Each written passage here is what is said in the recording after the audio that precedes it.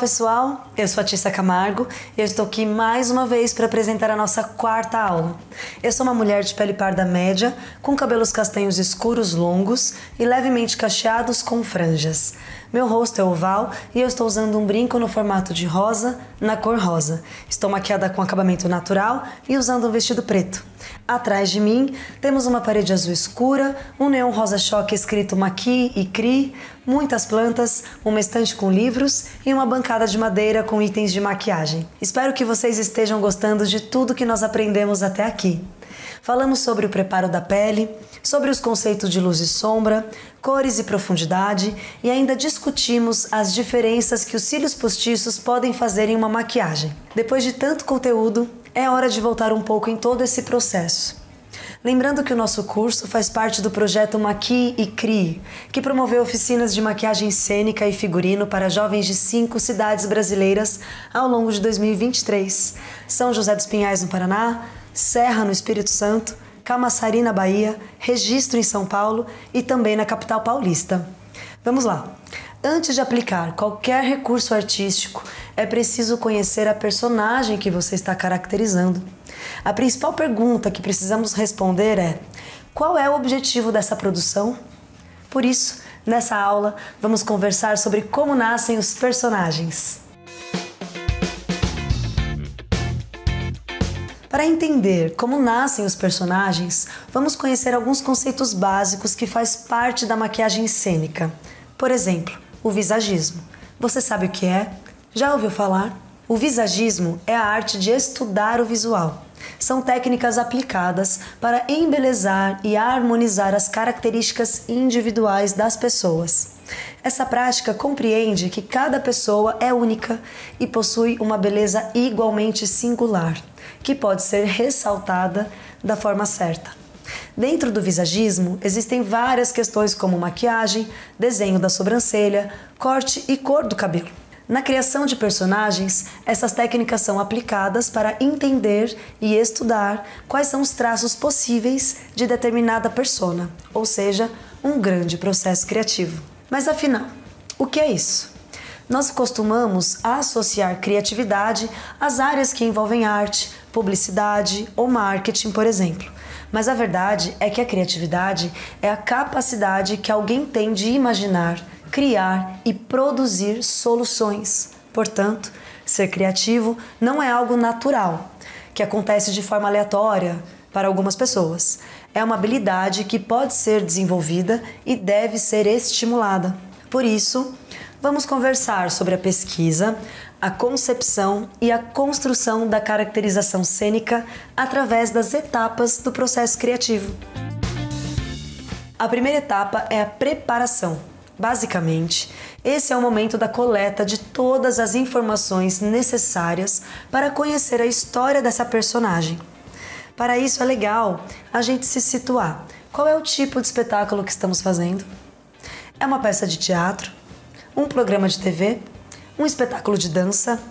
Cada formato exige técnicas diferentes de caracterização e nos traz uma ideia sobre qual será o contexto onde essa personagem estará inserida. O enredo também é muito importante. Qual é a história a ser contada? Em que lugar ela acontece? Em qual época do ano? Eu sei, parece que eu estou fazendo mais perguntas do que entregando respostas, mas é exatamente esse o objetivo da preparação. Fazer todas as perguntas possíveis sobre essa personagem. É nessa fase também que entendemos qual é a trajetória da personagem. Tudo isso faz diferença no momento da criação. Saber a história da persona nos sinaliza quais traços essa personagem carrega, às vezes literalmente na pele. Se for alguém que passou por muitos anos trabalhando sob o sol, possivelmente terá manchas no rosto. Se a personagem toma muito café e tem o hábito de fumar, terá os dentes em tons amarelados. Esses aspectos influenciam na caracterização. São com esses detalhes que entendemos onde estarão os focos de atenção na maquiagem. Outro ponto importante é saber quem é a artista que vamos maquiar. O tom da pele, o formato do rosto, a cor dos olhos, por exemplo, são características individuais. Tudo isso é importante para conhecermos qual é a tela em que vamos trabalhar. Depois de ter essa história montada, vamos de referências. Aqui eu não falo só de imagens, mas de cores, texturas, músicas. Qualquer referência é importante. Toda referência é importante. O conteúdo disponível pelo espetáculo pode ser muito útil aqui. Sinopses, textos, apresentações, pesquisas de figurino, listas de personagens. A segunda etapa do processo criativo é a incubação. Ao contrário da preparação, essa fase é mais inconsciente. Depois de recolher todas as referências, é válido ter um tempo para amadurecer as ideias. É como se a criatividade trabalhasse sem esforço direto. Você já ouviu falar sobre o ócio criativo? É aqui que ele se encaixa. Nosso cérebro, mesmo que de forma involuntária, procura conexões baseadas nos conteúdos que recebeu. Ele assimila as informações e faz escolhas mais criativas.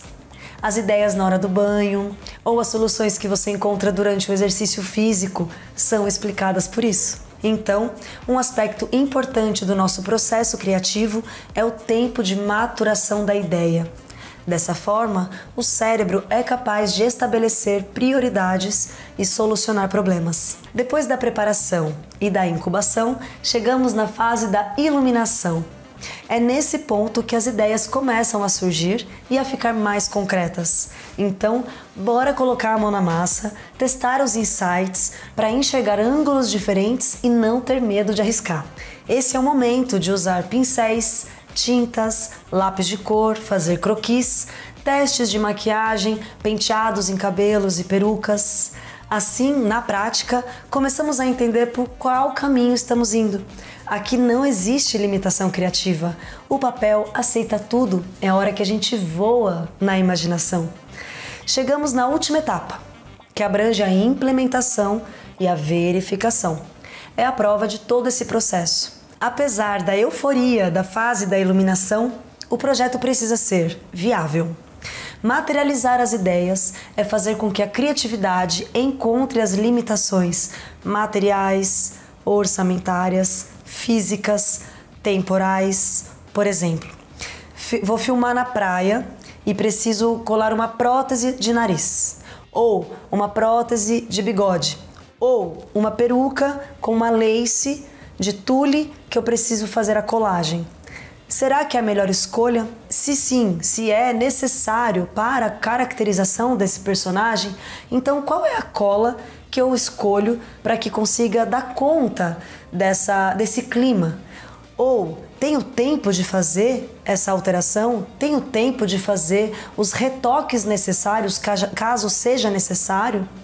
Nesse caso também, será que eu não conto com a parceria, uma reunião coletiva sobre as equipes criativas para que possamos encontrar as soluções juntos? Ou, por exemplo, numa peça de teatro, numa ópera, eu tenho uma troca muito rápida para dois personagens que um mesmo ator, por exemplo, atua.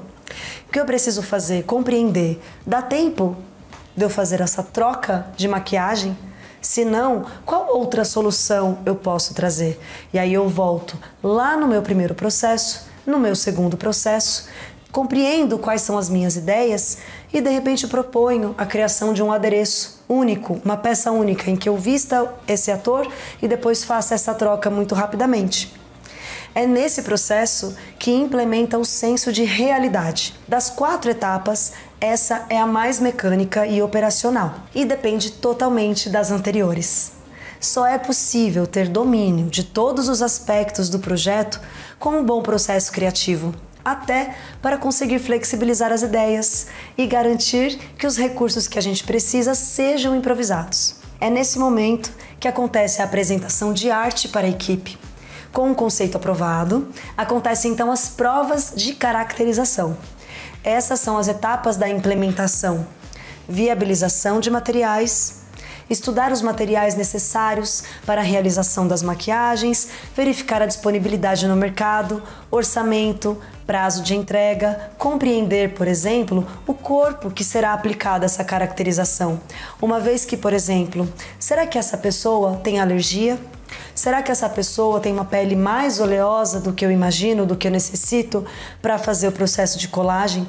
Como a gente pode trabalhar de uma forma não impositiva sobre a caracterização e sim discutir e chegar a pontos que façam com que esta pessoa que também receberá essa maquiagem concorde, se reconheça e consiga trabalhar junto nesse processo criativo. Desenhos e testes. Explorar as possibilidades no papel, na pele, no cabelo, postiços, perucas, apliques. Estudar a viabilidade de aplicação. Qual a condição climática e de higiene a maquiagem será aplicada? Por exemplo, lentes de contato. Qual é a condição de higiene em que eu vou fazer essa aplicação? Provas de maquiagem e cabelo. A seguir, vou começar a demonstrar para vocês a maquiagem que vai nascer junto com a personagem. E eu digo começar porque a execução completa é só na aula 5. Fica com a gente, hein? Bom, agora que já aprendemos as etapas da criação, vamos começar a imaginar e criar a maquiagem a partir da personagem que a nossa modelo irá representar. A modelo será uma personagem colorida abstrata. Um ponto muito importante antes de terminarmos essa aula. Precisamos lembrar que a caracterização não é trabalhada de forma impositiva e eu gosto muito de ressaltar essa informação. Então, dar espaço para a pessoa que vai receber a maquiagem se expressar é imprescindível. O que essa pessoa sente sobre essa personagem? O visagismo está fazendo sentido para ela? Quem vai ser caracterizado conseguiu se apropriar da identidade que criamos? Quando tudo isso está em sincronia, a construção estética encanta os artistas e, por consequência, o público, que também acaba compartilhando desse sentimento. É muito emocionante ver o momento em que artistas se reconhecem dentro dos personagens, quando se olham e se veem como outra pessoa. É um momento bem marcante, tanto para eles quanto para nós. A nossa quarta aula está acabando.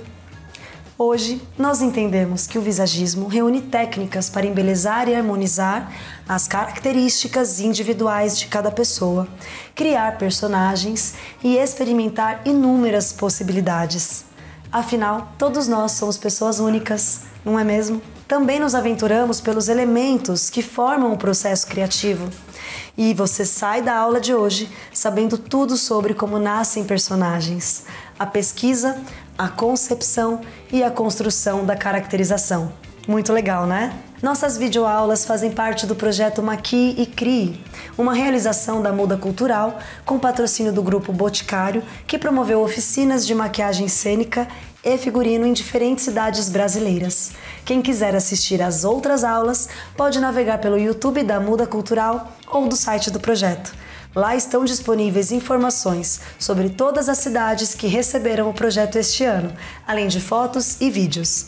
Tenho certeza que você também vai gostar da próxima aula, porque é hora de pegar os meus pincéis e mostrar na prática como se faz uma maquiagem artística.